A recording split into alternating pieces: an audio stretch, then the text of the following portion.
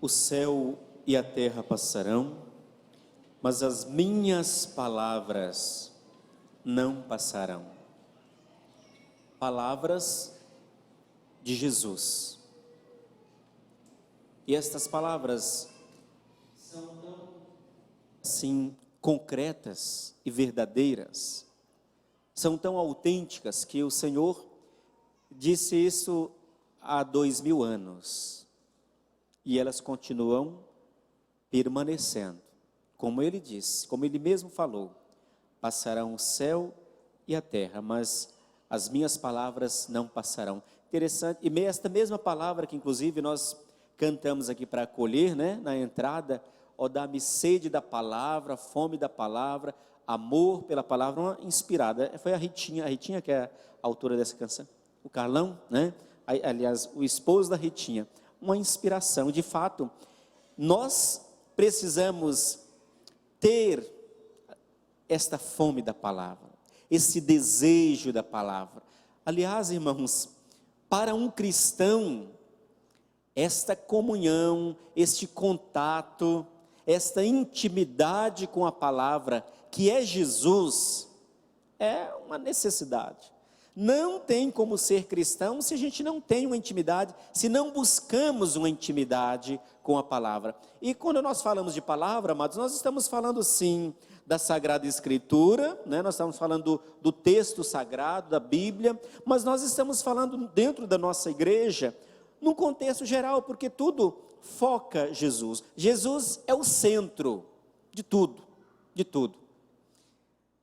Aliás, é justamente por Jesus ser o centro que um cristão, um homem, uma mulher de Deus, qualquer pessoa que teme a Deus, realmente centraliza, ou pelo menos deveria centralizar, ter como centro da sua vida Deus. Amém? Deus é o centro. Interessante que a gente fala às vezes isso, que Jesus é o Senhor, né? Ele é o Senhor da nossa vida, e proclamamos que Ele é o Senhor da nossa casa. Aliás, Jesus, Ele precisa ser o centro de tudo. Centro, o Senhor do meu casamento, da minha família, do meu trabalho, né? Das minhas dificuldades, das minhas... Tudo Jesus tem que ser aquele cara, né? Digamos assim, perdão Senhor, mas é aquela pessoa, Jesus é aquela pessoa que Ele cabe em todas as situações. É como o casamento. Na alegria, na tristeza, na saúde, na doença. Jesus deve estar ali na nossa vida. Mas é preciso entender que para que a palavra do Senhor não passe, para que ela permaneça, é preciso uma adesão pessoal. Eu preciso desejar, eu preciso querer fazer uma experiência com esta palavra. Até porque é esta palavra que nos garante aqui a grande promessa. Gente, a nossa vida cristã, a nossa vida de igreja, a nossa vida de fé, a nossa vida de erros e de acertos, né?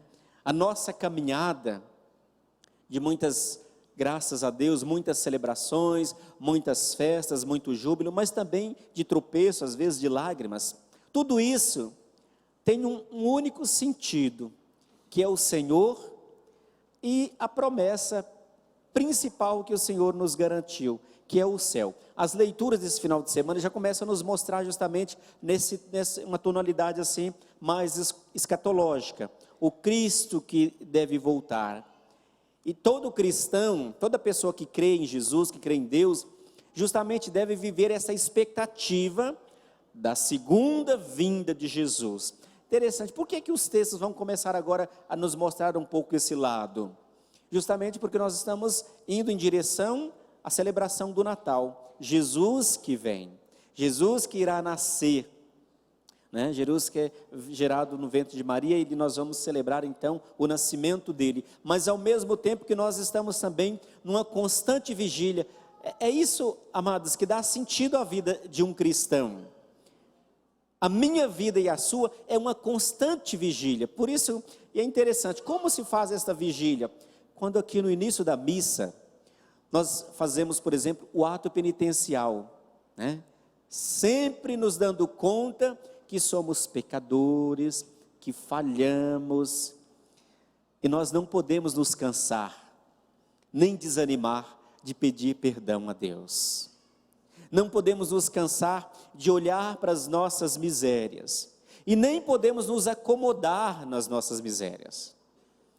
Eu não sei como é que funciona com vocês, mas comigo, toda vez que eu venho celebrar, eu de fato sempre tenho misérias e pecados para apresentar ao Senhor. Porque sou pecador. Porque falho. Nós estamos mais ou menos estamos naquela linha do que Paulo vai dizer.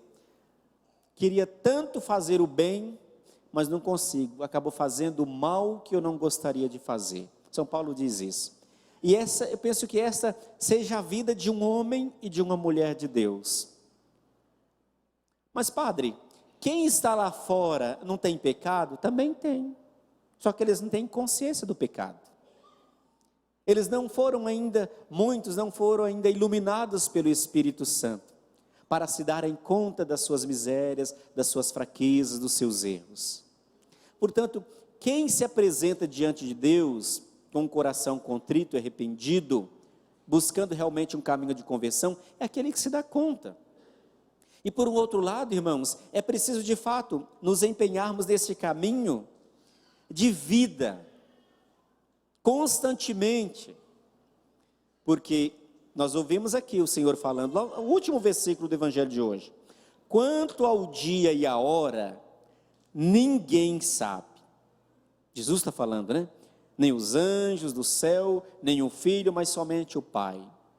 Não sei, talvez até Jesus soubesse, porque Ele e o Pai são um, mas Ele não quis falar para a gente não ficar estressado, não ficar assim muito preocupado. Enquanto a gente não fica preocupado, a gente vai se preparando. Mas está demorando demais. Ele está demorando por causa dos meus pecados, por causa dos seus. Talvez ele esteja demorando porque eu e você ainda não fomos lá fora trazer aqueles que estão afastados. Ele está demorando porque, graças a Deus, aleluia, Ele tem mais paciência do que nós. Porque você já pensou? Se eu fosse Deus, já tinha mandado Jesus voltar logo. E certamente alguns aqui já teriam mandado há muito tempo. E teríamos nos perdido. A misericórdia, a paciência de Deus. Gente, isso é muito importante, veja bem, isso aqui não é apenas uma palavra para a gente aconchegar o nosso coração. Não, não é. Deus, o Senhor, Ele te ama, e ama a mim, de uma maneira que a gente não merece. Nenhum de nós, ninguém bata no peito lá, porque nós não merecemos, gente. É a misericórdia, é o amor de Deus, é a bondade do Senhor, que está muito, muito, muito, muito além da nossa, inclusive da nossa capacidade de raciocínio. Tanto que a gente fala assim, mas eu não sou digno, não sou mesmo. Mas quando você diz, eu não sou digno, não significa que é para você ficar lá rastejando, não. Você não é digno, mas existe um que te fez digno, que é Jesus. Na sua morte de cruz, Ele tornou você digno, digna desta redenção. Agora é claro que a gente precisa fazer o mínimo, né, gente? Não vamos ser assim tão mal agradecidos, nos esforçarmos para amarmos esse Deus. Padre, eu nem sei o que é amar a Deus. Amar a Deus é seguir a palavra do Senhor. Amar a Deus é ser um bom cristão. Mas o que é ser um bom cristão? Busque o caminho de santidade, de fidelidade, de oração. Amar a Deus, ser um bom cristão, é ser honesto naquilo que você faz. Amar a Deus, aqui é difícil amar Jesus, viu? É ver Ele no outro.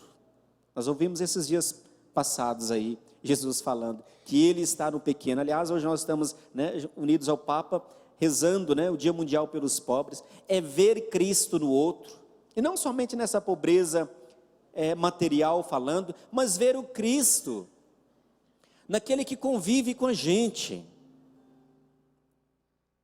Então, ao mesmo tempo que é fácil amar a Deus, se torna um desafio tremendo, porque não é amar da boca para fora, como a gente fala, né? Eu amo, mas esse amar são atitudes concretas.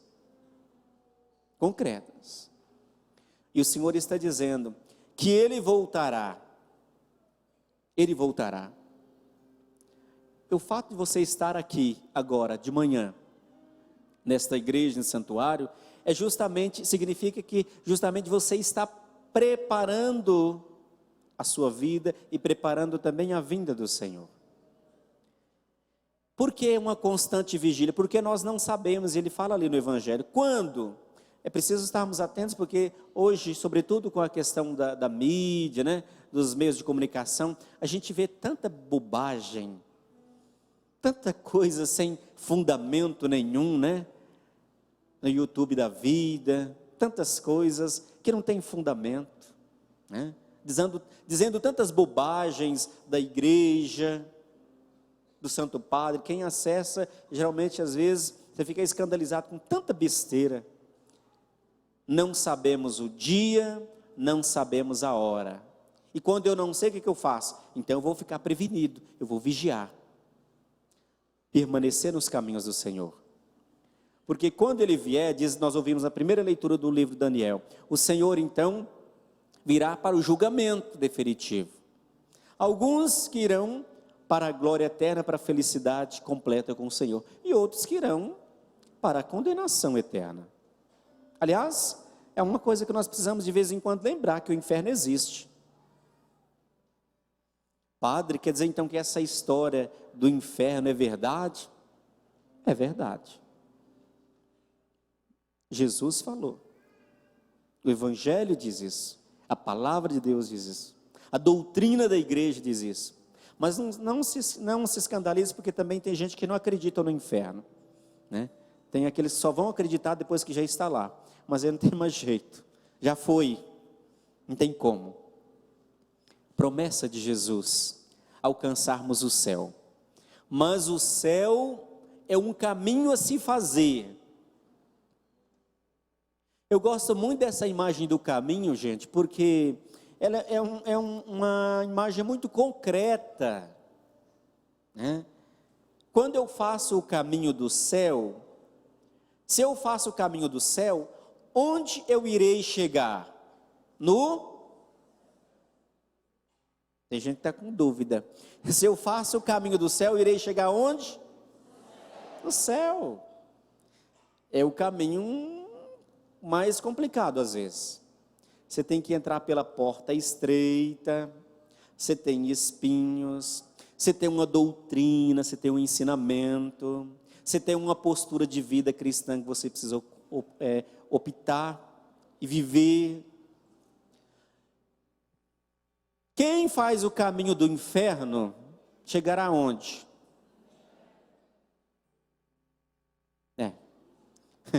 Deus nos deu a liberdade. Todos. Quem está aqui, quem está lá fora, todos são, eu estou falando aqui numa ótica, numa visão cristã. Todos são livres. O que não tem como eu fazer o caminho da condenação, da perdição, da morte eterna e chegar no céu. Como também não tem como eu fazer o caminho do céu e chegar lá e descer. Aliás, esta é a riqueza tremenda da Igreja Católica, da nossa doutrina. Padre, eu estou fazendo o caminho do céu. Eu vou para a igreja, eu rezo, eu me esforço, eu luto, eu batalho, mas volta e meio escorrego, caio, e assim, é difícil. Aí nós temos o ensinamento da igreja, da doutrina do purgatório. Quem chega no purgatório é certeza absoluta que vai para o céu. Porque o purgatório é o quê? É esta fase, esse tempo de purificação. Não faz sentido você se purificar e cair no inferno, né? Então para quê? Não faz sentido. Mas uma vez que a pessoa foi para o purgatório, certamente ela irá então para a glória definitiva no céu. Temos mais chance de entrar no céu do que quem não crê nessa doutrina. Depois tem Maria, ela sempre dá um jeitinho, né? Mas não é aquele jeitinho brasileiro, furado também não, né? Mas um jeitinho no seu coração de amor de mãe, porque ela que intercede, que ajuda. Gente, precisamos olhar para a figura de Nossa Senhora. Convide Maria, convide a mãe de Jesus para entrar lá na sua casa, para fazer parte da sua casa. Convide a mãe de Jesus para fazer parte da sua família, do seu casamento, para fazer parte lá do seu trabalho, nas situações de conflito, porque onde Maria chega, ela leva Jesus. Lembra lá das bodas de Caná? E Maria, assim, ela não consegue ver as coisas e ficar quieta. Ela não consegue ver e fazer de conta que não está vendo. Ela vê, ela olha e ela intercede, porque ela se preocupa. Mas a maior preocupação da mãe de Jesus é a nossa salvação. A maior preocupação da mãe de Jesus é que a gente não desça no último dia, mas que a gente suba, que a gente possa ir para essa glória definitiva. Só para nós entendermos, irmãos, a vida cristã, o maior objetivo de você vir à igreja não é simplesmente você cumprir um preceito da doutrina, que tem que participar da missa, porque tem que ir na missa todo domingo. Não é esse o objetivo simplesmente. O objetivo é para que você um dia alcance o céu. Alcance o céu. E se tem alguém que quer chegar no céu, existe uma doutrina que nos ajuda, que nos dá a possibilidade máxima, que é essa doutrina aqui. Que é esse ensinamento aqui da nossa mãe igreja. Por causa dos sacramentos. Por causa da intercessão. Os santos é a igreja triunfante que intercede por nós. Que reza por nós, que olha também por nós, e nós estamos aqui, batalhando, né? Lutando, brigando, para vivermos esse evangelho, para sermos perseverantes. Então antes, para nós irmos encerrando, antes de você, por exemplo, pensar em desanimar, porque se tem uma gentinha falha que desanima muito fácil, somos nós. Ou geração falha com Deus. Nós somos muito fracos, gente. Muito. Qualquer pedrinha no caminho, a gente joga as coisas para o alto. Qualquer dificuldade, eu não vou mais. Fazer o que na igreja? Eu vou na igreja todo domingo, olha a minha situação. Pode ser que essa situação de fato seja o caminho do céu para você. Pode ser não, se Deus não tirou é porque é. Se Deus não tirou é porque é. Mas porque eu já pedi tanto, eu já rezei tanto, e você pensa que sabe alguma coisa, você não sabe nada. Quem sabe é Deus. Da mesma maneira, irmãos, que tem aquelas situações em que Deus tira alguém, a gente fica assim, escandalizado com Deus. Mas como pode? Uma pessoa jovem, bonita, cheia de vida, e tem tanta gente abençoada aí, que Deus poderia ter levado, né? Mas levou justamente esse. Às vezes Deus levou para que entrasse no céu, porque se ficasse, iria se perder. E não é perder para esse mundo, mas perder para a vida eterna. Não fiquemos aqui nos esforçando para entender os mistérios de Deus. Deus tem os planos dele. Eu tenho os meus, você tem os seus, e a gente acha que sabe de tudo, insisto. Sabemos de nada, irmãos. Sabemos de nada. Se nós fôssemos perguntar aqui que nós comemos ontem no almoço, muita gente iria demorar meia hora para lembrar o que foi que comeu ontem. A gente não lembra as coisas. E nem sabe. Temos os nossos projetos, mas o que deve prevalecer é sempre o projeto, o plano do Senhor. Porque Deus sabe. Deus vê tudo. Mas uma coisa nós temos que pedir: Senhor, não permita que a Tua palavra passe pela minha vida. Mas permita sim que ela permaneça. que ela produza fruto. E é isso, irmãos, é isso. Com Deus, o Senhor, de fato, Ele vai cuidando, Ele cuida. Quem se coloca na proteção, quem se coloca na guarda do Senhor, Ele cuida. Eu insisto, o cuidar de Deus não é somente dar tudo o que você quer, não, tá? Se nós trouxermos isso para a nossa realidade humana, nós vamos ver, por exemplo, o pai que tudo que o filho pede, ele dá. Pediu, terminou de fechar a boca, está na mesa. Tudo que pede, dá. Está criando um filho que lá na frente vai ser, vou dizer, bucha, vai ser dor de cabeça. Tudo que pede, dá. Imagina se Deus tivesse, eu estou dizendo por mim, se Deus tivesse me dado tudo que eu já pedi, eu não estaria aqui agora, com certeza. Se Deus tivesse te dado tudo que você já pediu, você não estaria aqui. Pode ver. Pode ver. Tem aqueles que pedem, Senhor, eu quero dinheiro. Na tua que a palavra fala assim, não podeis servir a dois senhores. Quantas pessoas, né, que porque tem muito, e hoje nós estamos rezando pelos pobres, aqueles que não têm nada, quase, não, né, ou nada, porque tem muito, não precisa de Deus, porque o dinheiro compra tudo que precisa, entre aspas, o dinheiro compra. Mas eu quero dizer que o dinheiro não compra o céu, tá? O dinheiro não compra o céu. Por mais dinheiro, por mais posse, por mais bens que alguém possa ter, o céu não compra. A vida eterna não compra. Mas também Deus não é contra, Deus não condena o dinheiro, tá? Se alguém é rico, se alguém tem muitas posses, mas isso foi adquirido na sua honestidade, no trabalho, na capacidade, no esforço no trabalho, na boa administração, é abençoado. Mas precisa, é claro, também ter um coração humilde, um coração simples. É melhor não ter quase nada, ter o básico e entrar na glória, do que ter tudo e achar que as minhas coisas, aliás, aquilo que eu tenho se torna o meu Deus, a minha segurança. Segurança de um homem ou de uma mulher de Deus é Cristo. Esta é a verdadeira segurança. Até porque, meu filho, minha filha, na hora que você fechar os seus olhos pela última vez, tudo fica. Tudo.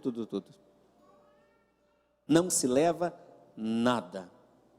Tem até aqueles assim, né, que quando morre aí eles compram aqueles caixões assim, chique, né, aquelas alcinhas assim de ouro, né, caixão mais bonito. E aí? A terra vai comer da mesma maneira que vai comer aquele lá de madeira de pinos. Besteira, gente. Tudo isso é besteira. É besteira. Tem coisas que não faz, a gente fica muito centrado nas coisas aqui.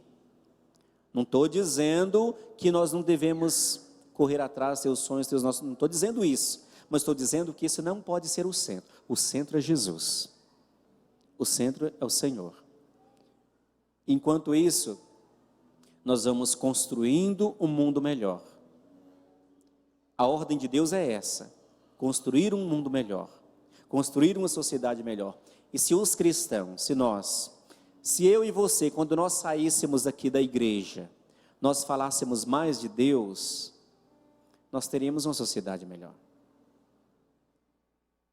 É por isso que quando a gente chega na missa, a gente já começa logo pedindo perdão, porque não fazemos isso, porque somos fracos. Negligenciamos o evangelho que dizemos que seguimos. Por isso é uma luta constante, é uma batalha, é uma caminhada a se fazer nesse processo de conversão. Amém? Saia daqui hoje desta missa. Aliás, não é para dormir, fecha os teus olhos um minuto. Sem dormir. Porque já tem gente dormindo. Mas o que você precisa hoje? que nosso Senhor coloque a mão na sua vida. Sobretudo nas suas relações com as pessoas. E aqui Deus não está falando de coisas, de materiais, não. Nas suas relações, no seu envolvimento com as pessoas. Deus está chamando você a amar mais as pessoas. E amar mais é justamente ir diminuindo as ofensas que você faz a esta pessoa, os xingamentos que você faz a esta pessoa. Você não valoriza. Aliás, você só consegue valorizar quando você vê que não tem aquilo que a pessoa sempre proporcionou. Nosso Senhor está chamando você nessa manhã. Valorize a sua esposa. Padre, está difícil, valorize. Valorize o seu marido, seu esposo. E você, marido, seja mais dócil. Seja mais humano. Você só vê os defeitos. Você só consegue perceber as fraquezas. Seja capaz de perceber as virtudes. Seja mais dócil. Seja grato a Deus por aquilo que você tem. Quanto mais tem, mais quer.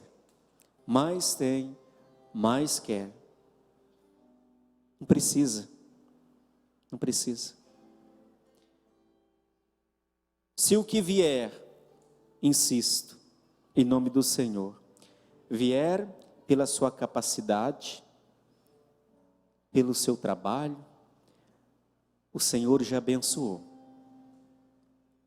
Mas se vier por caminhos paralelos, por desvios, por caminhos de trevas e escuridão, o maligno toma. Porque o que não vem na justiça não é de Deus. O que não vem pela verdade não é de Deus. Portanto, o Senhor não abençoa. Deus, o Senhor trouxe estes filhos aqui nesta manhã, também estes filhos que nos acompanham em casa, ou no trabalho. Abençoa esse povo, Senhor. Abençoa este povo. Abençoa estes filhos. E o Senhor sabe, o Senhor conhece, o Senhor sabe da necessidade de cada um deles. Eles estão aqui na tua casa, estão aqui nesse santuário, estão na casa de Maria. Intercede, mãe, intercede por esses filhos, para que eles sejam fiéis e perseverantes nos caminhos do teu Filho Jesus. Agradeça ao Senhor pelas coisas simples da vida. Agradeça, Senhor, pela cama que você dorme, pelo alimento que você tem. Agradeça, Senhor, pelas conquistas. Agradeça, Senhor, pela sua realidade familiar, pelos teus filhos, sua esposa, seu marido, pelos amigos. Que a tua palavra, Senhor, permaneça. Que tenhamos a graça de continuarmos a esperar a tua vinda na fidelidade, na fidelidade. Por isso, Senhor, afasta para longe da minha casa, para longe de minha família, todas essas realidades, todas essas situações que não são para a glorificação do teu nome. Dispersa, Senhor, manda embora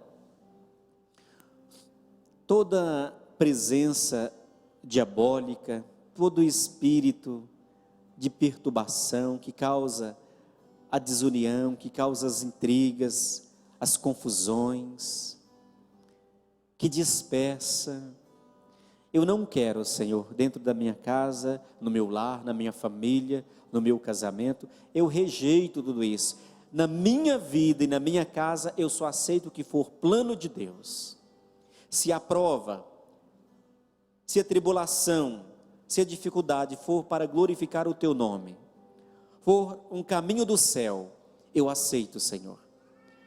Mas se elas forem por influência do inferno, nesse momento eu ordeno que todas elas se desfaçam,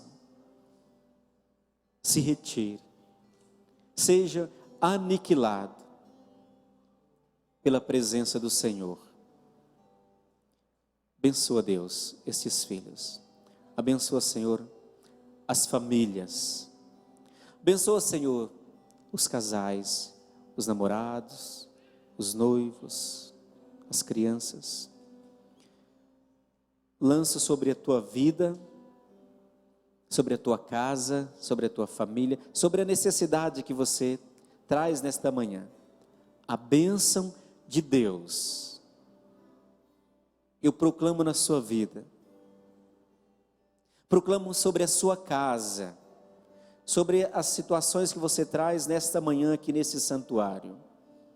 Eu proclamo, determino a bênção de Deus como sacerdote da igreja, determino a bênção do Senhor, e que por esta bênção, todo tipo de treva, de escuridão, todo tipo de morte, de sentimentos, de presenças contrárias ao poder de Deus, que estiver sobre a sua casa, sobre a sua família, sobre os seus empreendimentos, em nome de Jesus Cristo, todos esses males sejam destruídos, em nome do Pai, do Filho e do Espírito Santo. Amém. Amém. Professemos a nossa fé.